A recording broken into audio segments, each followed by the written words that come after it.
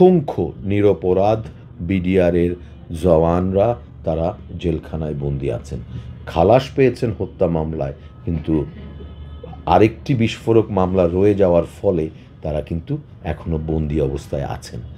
আমি দুবার জেলে ছিলাম গত 1 বছরের মধ্যে।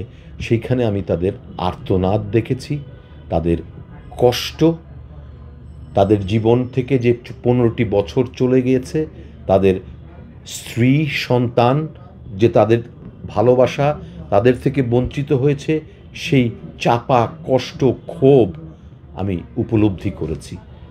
হাজার হাজার নিরপরাধ লোককে আমরা এখনও বিনা বিচারে বেসিকলি আটক করে রেখেছি। বাংলাদেশে বিগত 15 বছরে বিচার বিভাগ, নির্বাচন ব্যবস্থা, অর্থনীতি হেন কোনো রাষ্ট্রের অঙ্গ নেই যেটিকে ধ্বংস করা হয়নি। প্রেসক্রাইবড ভাবে ফরমাইশি রায় দেওয়া হয়েছে। বিডিআরের প্রকৃত ঘটনা আড়াল করার জন্য এই নিরপরাধ মানুষগুলোকে বিভিন্ন মেয়াদে শাস্তি দেওয়া হয়েছে।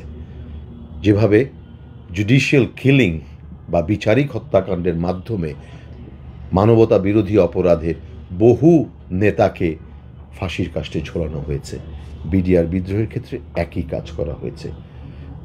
বর্তমান সরকার, অন্তর্বর্তীকালীন সরকার বেশ চাপের মুখে প্রথমে তারা বলেছিলেন পুনঃতদন্তের জন্য কোনো কমিশন হবে না, কিন্তু বেশ চাপের মুখে তারা আবার আরেকটি কমিটি করেছেন। সেখানে আমাদের দাবি ছিল যাদেরকে দিয়ে কমিটি করা হয়েছে, এর বাইরে আরও কিছু লোক ছিলেন যারা এই ব্যাপারটা অনেকটা জানেন, তাদেরকে এখানে ইনক্লুড করার জন্য। সেটা করা হয়নি।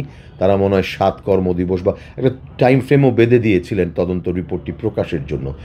আমি হয়তো বা ভুলও বলতে পারি, একটা টাইম ফ্রেম ছিল, সেটা আমার সঠিক মনে নেই, কিন্তু তার মধ্যেও কোনো কিছুই আমরা অগ্রগতি দেখছি না।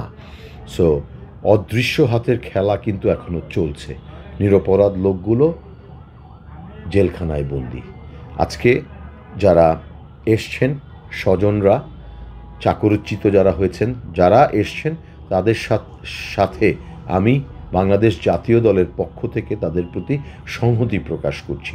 আমি সরকারের কাছে দাবি জানাবো অতি শীঘ্রই বিস্ফোরক মামলাটি নিষ্পত্তির মাধ্যমে এবং যারা এখন জেলখানায় বন্দী আছেন তাদের সকলের জামিনের ব্যবস্থা করতে হবে। পুনর্তদন্তের মাধ্যমে এই মামলার সঠিক বিচার বাংলাদেশের মাটিতে হতেই হবে। তা না হলে আমরা যেই বিপ্লব বলি, অনেকেই অভ্যুত্থান বলি, বা আমরা যে নতুন বাংলাদেশ, যে রিফর্মের বলি আওরাই, সেটা কিন্তু অর্জন করা হবে না। বাংলাদেশের প্রত্যেকটি যেই অন্যায়গুলো হয়েছে সেই অন্যায়গুলোর বিচার বাংলাদেশের মাটিতেই করতে হবে। তাহলেই কিন্তু মানুষের প্রত্যেকটি এই জায়গাগুলোতে আস্থা ফিরে আসবে।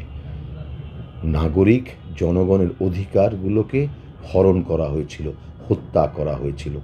জনগণের অধিকারগুলোকে ফিরিয়ে দিতে হবে। আশা রাখি অন্তর্বর্তী সরকার, আমরা তাদের প্রতি বিশ্বাস রাখতে চাই, আমরা তাদেরকে সহযোগিতা করতে চাই, কিন্তু তাদেরকে ওই ব্যাপারগুলোতে আন্তরিক হতে হবে। তারা জনগণের পালস উপলব্ধি করবেন, সেইটা করেই তারা সে মোতাবেক আশু এই ব্যাপারে পদক্ষেপ নেবেন। আমি সেই বিশ্বাস রাখি।